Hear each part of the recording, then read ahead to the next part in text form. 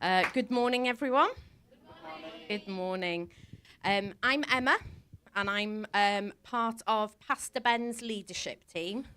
इनका नाम एमा है और पास्टर बेंजामिन की जो टीम है उनका वे सदस्य हैं.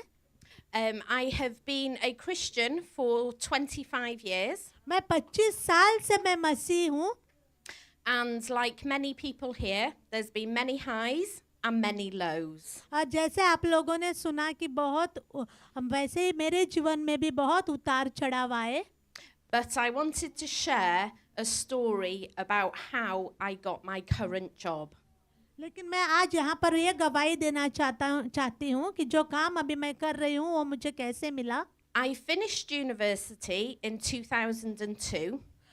यूनिवर्सिटी की पढ़ाई मैंने 2002 में मैंने पूरी की and got a job in local government where I live. और मेरे उसी शहर के एक गवर्नमेंट ऑफिस में मुझे काम मिला. It was a 6-month contract. 6 महीने के कॉन्ट्रैक्ट पर था वो काम. And I was sure I was going to go out on mission after the 6 months. और मैंने मन बना लिया था कि मैं ये 6 महीनों के बाद बाहर सेवकाई में चली जाऊंगी. But they extended the 6 months to 12 months and then to 2 years. और जो 6 महीने का पहले कॉन्ट्रैक्ट था वो बाद में बढ़ गया और 2 साल का बड़ा बनाया उन्होंने. And I kept trying to leave the job, but God wouldn't let me. लेकिन मैं कोशिश करती रही, मैं वो काम छोड़ना चाहती थी लेकिन नहीं हो पा रहा था. I ended up in this job for 18 years. और ऐसे करते करते मैं 18 साल में वहीं पर मुझे काम करना पड़ा. And would get very frustrated with God at times. और मैं बहुत चिढ़ जाती थी परमेश्वर से इस बात के लिए. However, God used me to share His word. इसके बावजूद परमेश्वर ने मुझे इस्तेमाल किया उसका वचन बांटने के लिए. To pray and see miracles of healing and babies where there's been infertility.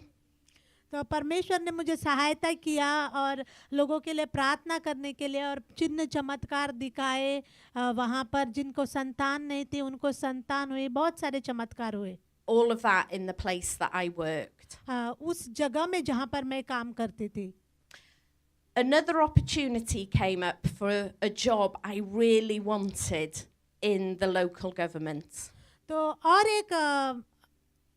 एक मौका मुझे मिला दूसरी जगह पे काम करने के लिए जहाँ पे मेरी इच्छा थी काम करने के लिए सचमुच में.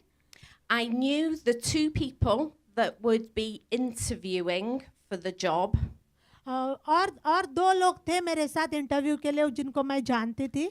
And both of them encouraged me to go for it because I would be perfect for it. और उन्होंने भी मुझे उत्साहित किया कि आप आ जाओ, आप इस काम के लिए सही है.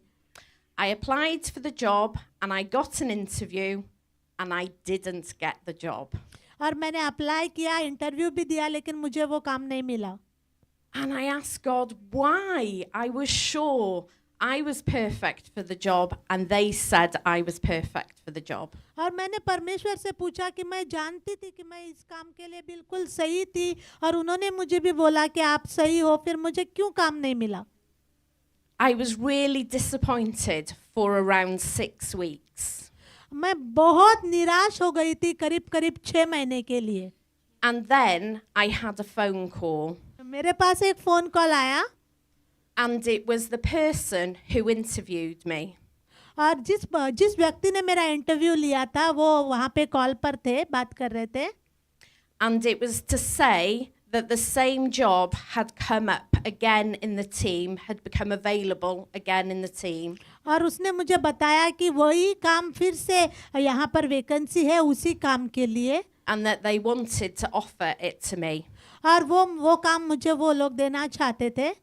What did that teach me? और इस बात ने मुझे क्या सिखाया?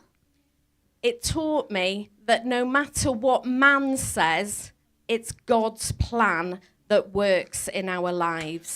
इस बात ने मुझे इस घटना ने मुझे यह बात सिखाई कि मनुष्य कुछ भी क्यों नहीं बोलने दो, लेकिन वो परमेश्वर की योजना ही हमारे जीवन में पूरी होती है. I think it was another reminder of God saying, it is not in your timing, it is in my timing. और परमेश्वर मुझसे यह बात कहना चाहता था कि तुम तेरे समय में नहीं लेकिन मेरे समय में होगा. And now I have a new harvest in front of me where I can share the love of Jesus and I can pray for people. और अभी मैं एक नए ऑफिस में काम कर रही हूँ जहाँ पे मैं परमेश्वर का प्रेम बांट सकती हूँ, यीशु मसीह का वचन बांट सकती हूँ. So I hope this encourages you today. और मैं आशा करती हूँ कि मेरी गवाही आप लोगों को उत्साहित करेगी.